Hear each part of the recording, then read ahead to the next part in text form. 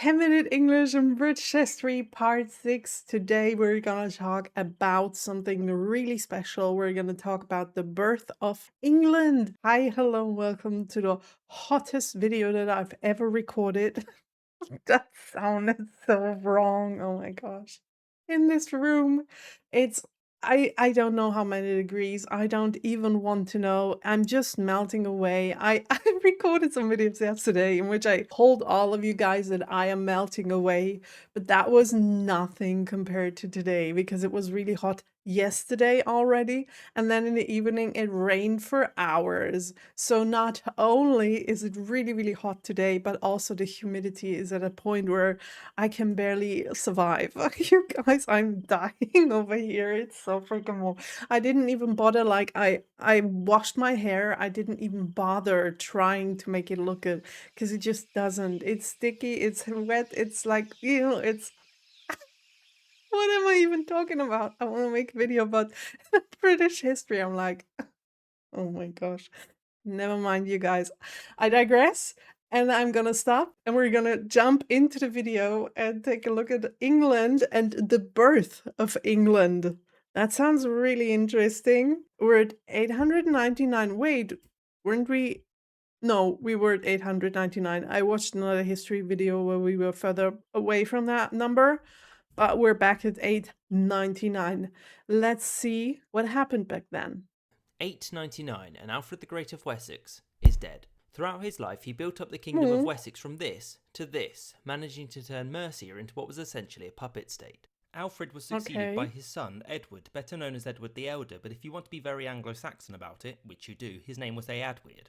Ethelwald, who was the son of Alfred's brother and predecessor Ethelred, revolted against Edward. Okay, we're doing this whole thing again where himself. everyone's connected with everyone. Ethelwald's revolt did not come to much. To summarise, Ethelwald fled Wessex and managed to gain the support of the Danes in East Anglia in attacking Wessex, but he was killed at the Battle of the Holm, which was probably about here. Okay, I'm so sorry I had to stop, but I was just dying with this hair open.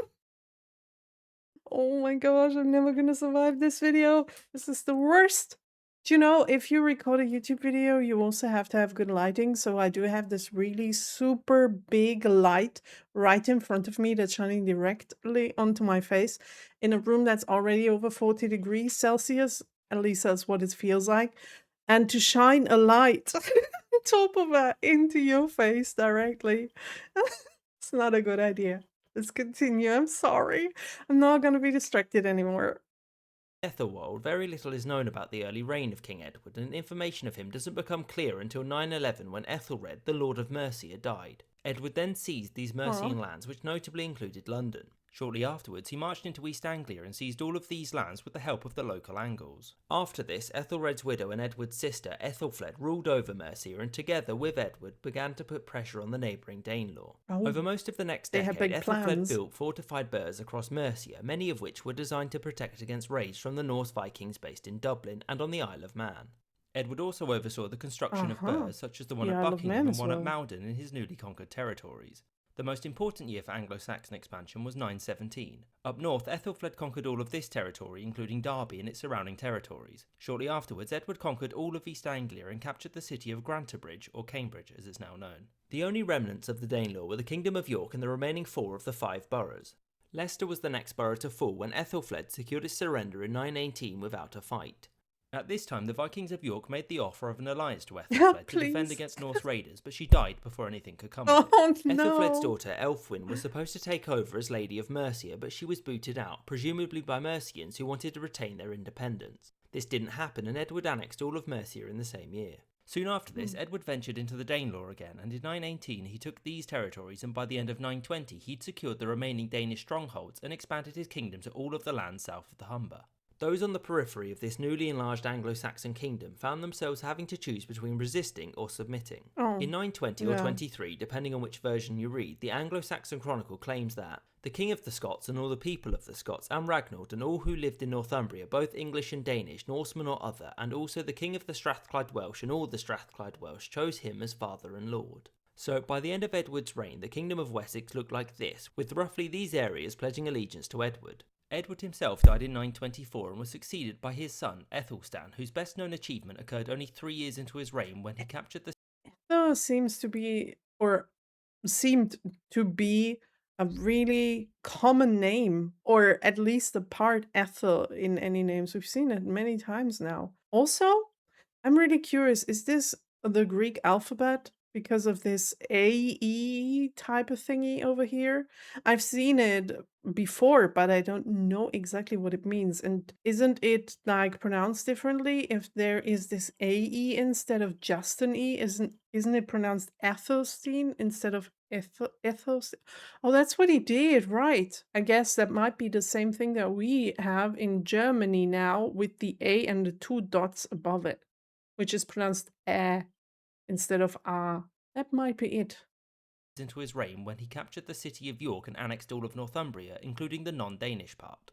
For many, this is considered the birth of England, since the last remaining kingdom with a large Was just population of about to say, Anglo-Saxons it had been looks like it. annexed. In the same year as his conquest of Northumbria, Aethelstan received the submission of the King of Scotland and the King of Strathclyde, much like Edward had. The reason for this was that submission was to a specific king and not to the kingdom itself, which meant that these submissions needed to be renewed. The peace between Aethelstan and the neighbouring kingdoms did not last forever, and in 934 it is known that Aethelstan invaded Scotland. Whether this was in retaliation for something or just an attempt to extend his kingdom is not known though. None of the neighbouring kingdoms could resist on their own, and so Scotland, Strathclyde and the Kingdom of Dublin formed an alliance, and they met Aethelstan at the Battle of Brunanburh. Brunanburh was extremely bloody and importantly a victory for Aethelstan, which cemented his position as the power in the British Isles. It is considered by some to be one of the most important battles in Anglo-Saxon history. Aethelstan was not merely a conqueror though, and his reign saw a change in the nature of Anglo-Saxon government.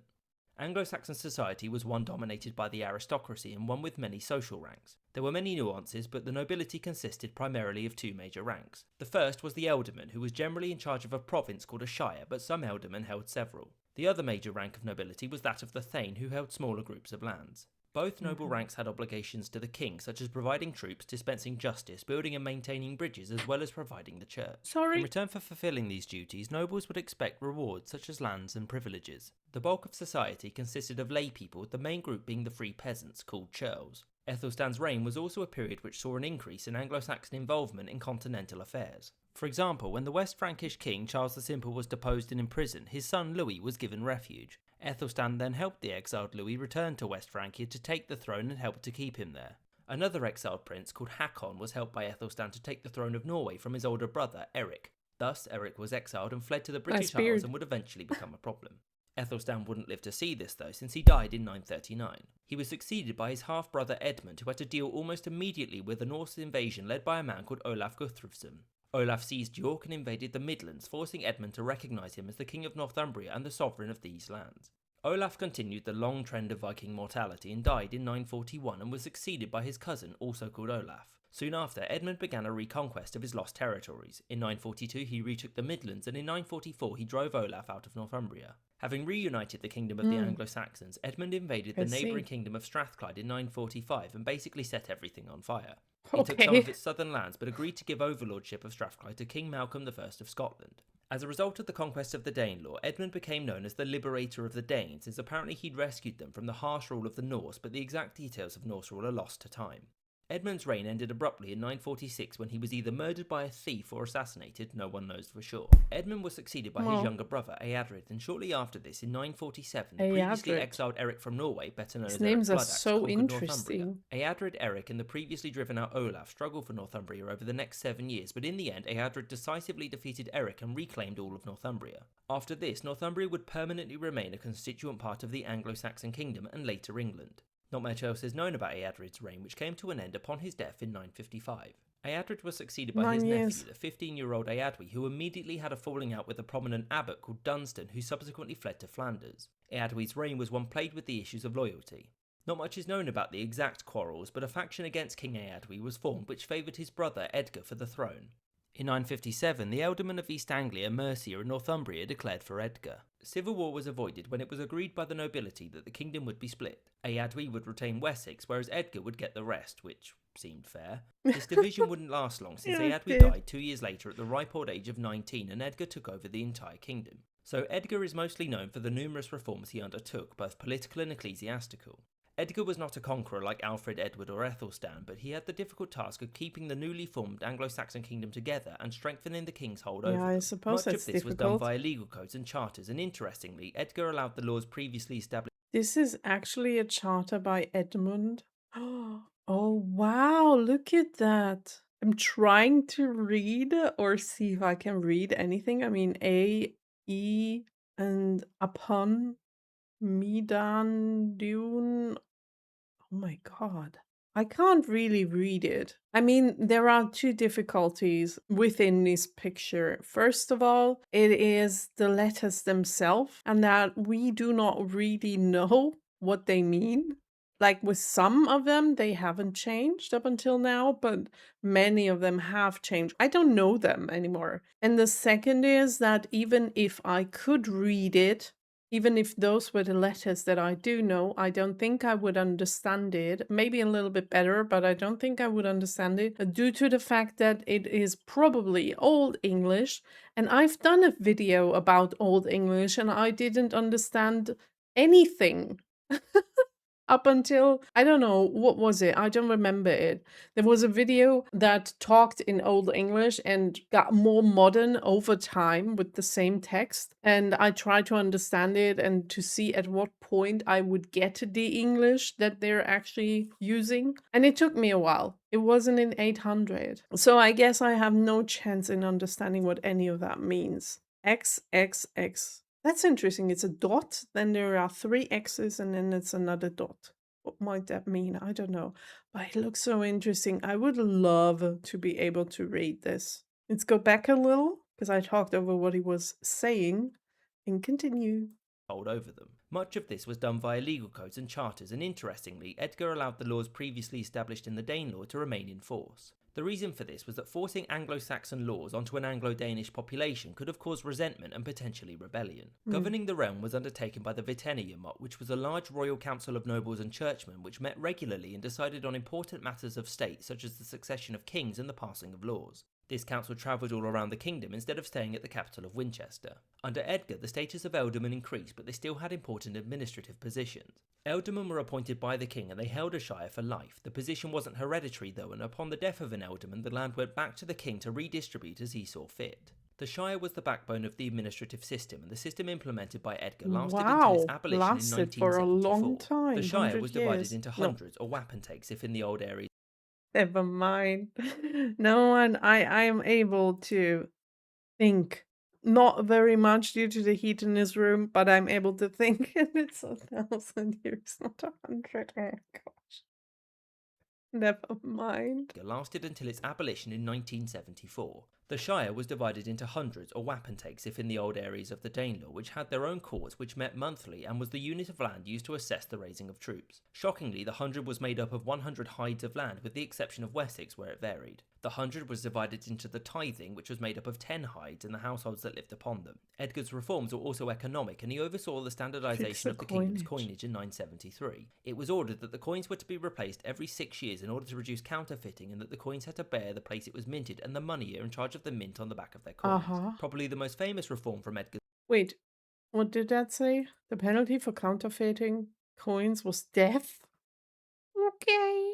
The mint on the back of their coins. Probably the most famous reform from Edgar's reign was his monastic reforms. Almost immediately after he became king, he recalled the abbot Dunstan, who became the Bishop of Worcester before becoming the Archbishop of Canterbury. Dunstan, along with Ethelwold, the Bishop of Winchester, and Oswald, the Archbishop of York, oversaw the reform of the monasteries. To simplify, it was believed that the holy houses were not sufficiently pious anymore, partly due to laziness and partly due to the fact that Vikings kept burning them down. You're all terrible. During his exile, Dunstan came into contact with the European-wide Benedictine reform movement, which sought to restore the highly structured lifestyles of monks. Edgar provided a great deal of land and money towards this reform, although some of it was seized from his nobles. Land grants and donations were used to found new monasteries, whose residents adhered to the reformed rules, which were codified in a document. This actually weakened the nobility, so they couldn't challenge Edgar. To put it mildly, this would cause issues. Or in other words, it was not ideal. Okay. Probably this is only funny to me. Adhered to the reformed rules, which were codified in a document called the Regularis Concordia. Whilst Edgar's reforms were important, Edgar's biggest achievement was keeping the Anglo-Saxon kingdom together. After Edgar, the unity of the kingdom was very secure. The nobility was more secure in their position, there had been decades of peace, and the kingdom's finances were much more stable. Edgar wasn't coronated king until the year 973, when he was 30 years old and 16 years into his reign. Shortly after this, the other kings within Britain came to Chester to personally pledge their allegiance to him. Edgar would only remain king for another 2 years when he died, leaving behind 2 young sons, Edward and Ethelred, who both had their backers. Edward won out, and in Another 978, 3 Ethel. years into his reign, he was invited to see his brother and stepmother, Elfrith, in Corfey, where he was swiftly murdered upon his arrival, These after which he was remembered names. as Edward the Martyr. His brother They're succeeded him as King Ethelred cool II, but though. he I is like better known them. as Ethelred the Unready, whose unfortunate The rule and legacy will be unready? examined next week. I hope you Okay. enjoyed this episode and thank you The for watching. unready. What has to happen for you to be called the unready by people? Okay. Probably not much. Okay, that was an interesting video. I'm sorry if I was distracted a little more than usual. I promise next time. No, I can't make that promise because it's gonna be summer for the next month. So I don't promise, but I am trying to not be as distracted as I was today. I'm so sorry. But I hope you did have fun watching this video together with me. And I will see you, if I don't melt away, I'll see you in the next one. Have a nice day. Bye.